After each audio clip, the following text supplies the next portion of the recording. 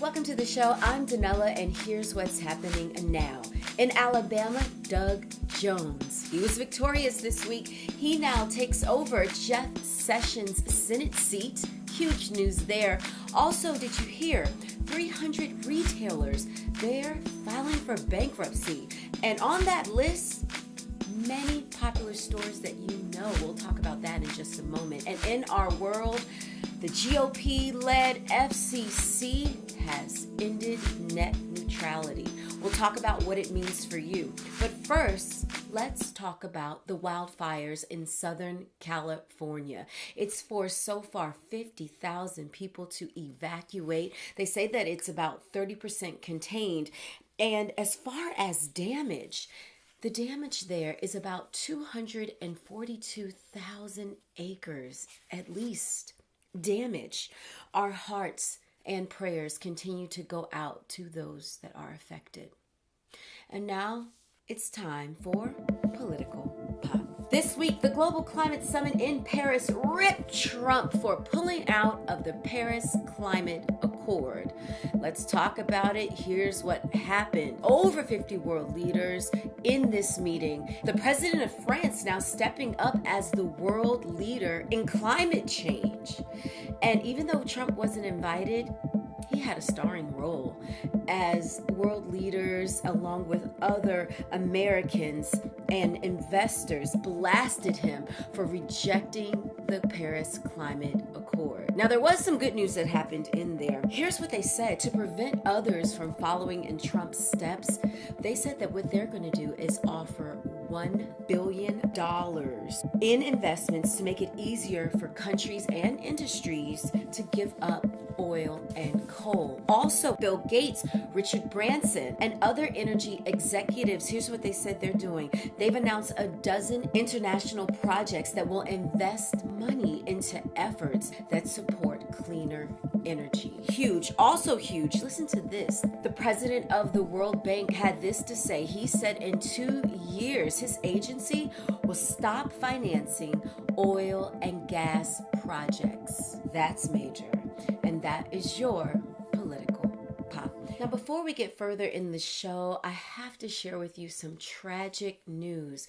Now, you remember back in November, you heard about the 10-year-old girl who committed suicide after a video of her being jumped was posted online. Do you remember this? Her name was Ashanti Davis, and she hung herself in her closet after being bullied. And seeing this posted on the internet, well, now prosecutors in New Jersey are wondering if another little girl's death is related to seeing poor Ashanti's story of her committing suicide by hanging herself. This just happened on Sunday in New Jersey. An 8-year-old girl, Amani McCrae. Her parents say that they put her on timeout. They go into her room and they say that she hung herself. Authorities are investigating whether Amani hung herself because the parents say that just a week ago she saw on Facebook the story of Ashanti. And this is truly tragic news. Her parents were preparing to plan for her upcoming birthday, and instead they're planning for her funeral. As a community, as a society, we have to watch our children. We have to watch their access to social media. We have to. We have to. Praying for her family. Tragic news. Now, also in our show, I want to talk about the upcoming bankruptcies that have been filed.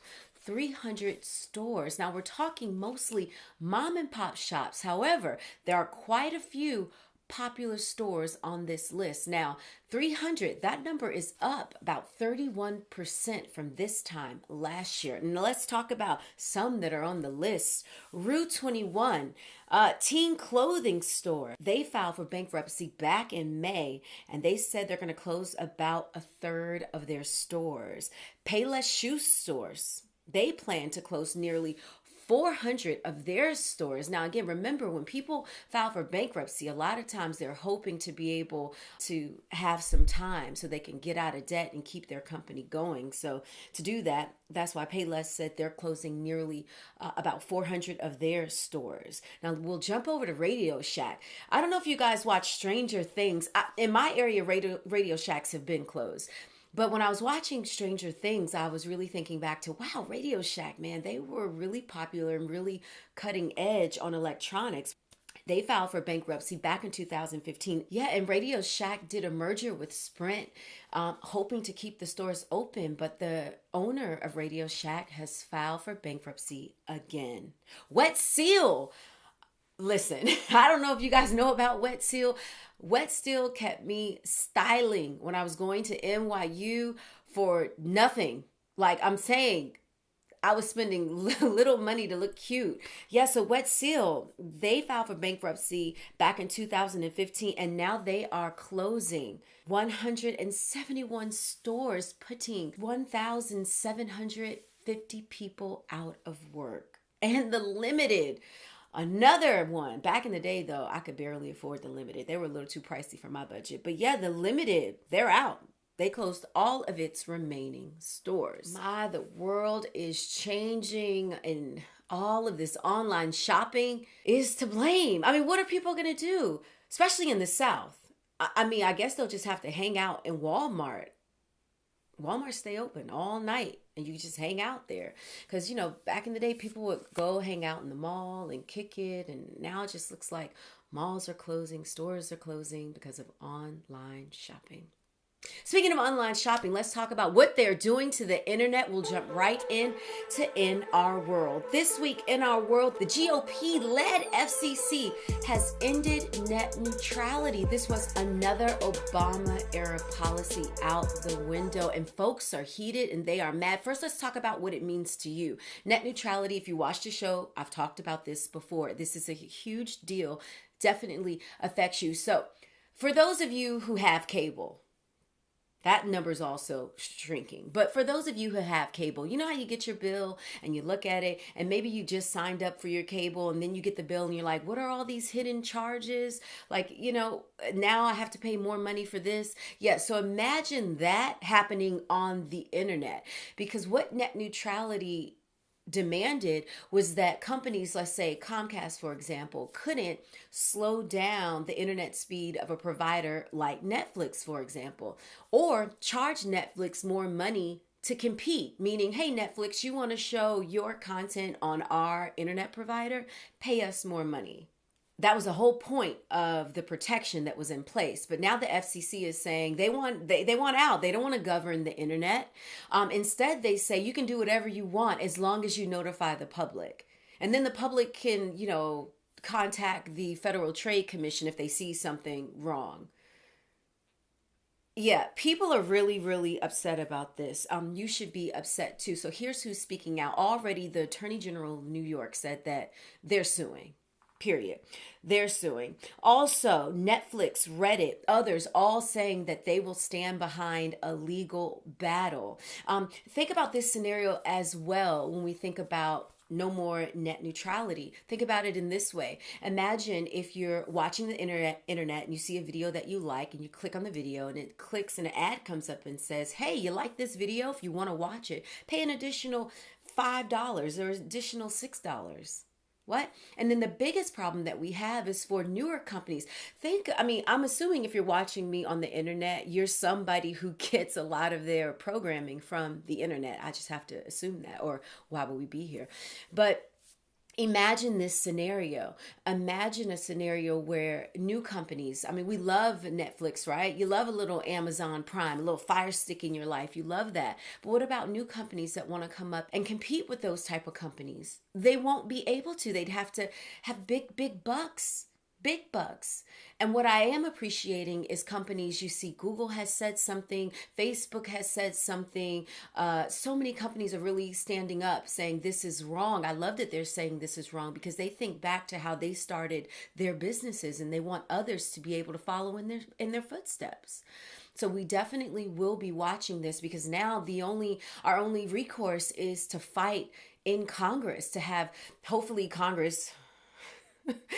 Sorry, it's not even funny, but when I say hopefully Congress, like it's like can do something, like in my mind, I want to say hopefully Congress will. And it's like, how much have we seen actually happen in Congress, and how long does it take to happen?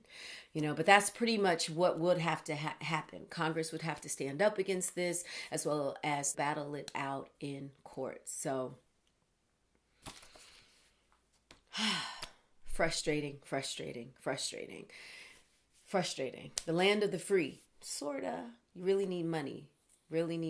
And we're seeing this same type of thing happen with the tax cuts. I talked about this yesterday in Political Pop. You have new tax cuts. We're just around the corner from Trump actually signing off on these tax cuts. And they really benefit who? Large corporations and also the wealthy. Those are the people that get the biggest tax cuts. And so it's really like if you have a lot of money, you get more options. And that's what it's really turning into. And the point of America has always been, I know, capitalist, but also the idea of the land of the free and the home of the brave. And this idea that you can really make any dream that you want happen. And if we have all of these rules benefiting the wealthy and elite, it makes that type of vision smaller and smaller and not possible. This was a place where you could come from another country and come here and have a living for your family, own a business, and send your children off to college if you want to, help your children start their own business if they want to. And so we all have to fight to bring America back to that again. Now, before we wrap up this show, I want to thank those of you who have reached out, given your suggestions for our upcoming year. As you've noticed, I have a new channel where I give out media tips. Basically, these are just tips that I offer my clients. And what I've come to realize, especially over the last few years of running this business, is that a lot of times we all deal with similar issues when it comes to communication, whether it's one-on-one with your family, even in the public eye. For those of my clients who are in the public eye, a lot of us have similarities. And so, I don't know, I just thought to myself, wouldn't it be helpful to offer tips to people, just quick tips that can help them be better communicators at home, in their personal lives, and also on the job. So for January, what I'd like to do is, since these tips are so quick, I mean, who has time for long tips? Usually when I work with my clients, I work with them for an hour. And what I want to offer in January is for the entire month, picking any theme and then each week offering tips in that theme. One person asked me tips on how to work through an accent. And I actually do have tips on that because, sorry, I'm laughing because when I first went to New York University, all of my classmates used to make fun of me saying, "You sound so country." For example, I used to say library. I did. My friends used to say, is that like strawberry or blueberry? And I'm like, come on. And then I used to say, can I have a pen? And then they would say, I don't have a pen. And then I would say, I see one right there. Can I borrow that pen? And they're like, no, you mean a pen. Yeah, I used to not even be able to hear the difference between pen and pin. So anyway, yeah, I have tips on that as well. So we'll see whatever you want. I'd love to create a theme for just the month of January and give tips for the entire month on how to work through that issue.